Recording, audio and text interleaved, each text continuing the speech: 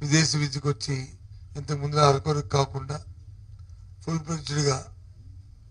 top యూనివర్సిటీలో 100 యూనివర్సిటీలో seat వస్తే 1,25,00,000 రూపాయల వరకు అబ్బాయికి ఖర్చు అయితే 1,25,00,000 రూపాయలు కూడా 1,20,00,000 కూడా ప్రభుత్వం వాళ్ళకి రియంబర్స్ చేసే విధంగా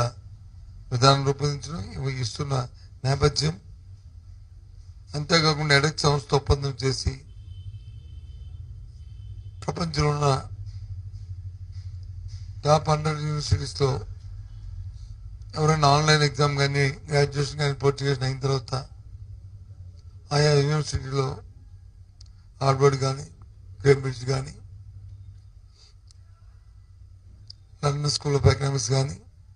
ఇలాంటి పెద్ద యూనివర్సిటీలో ఎవరికైనా ఆన్లైన్ కోర్స్ చేస్తారంటే రిజిస్ట్రేషన్ చేసుకుంటే ప్రభుత్వం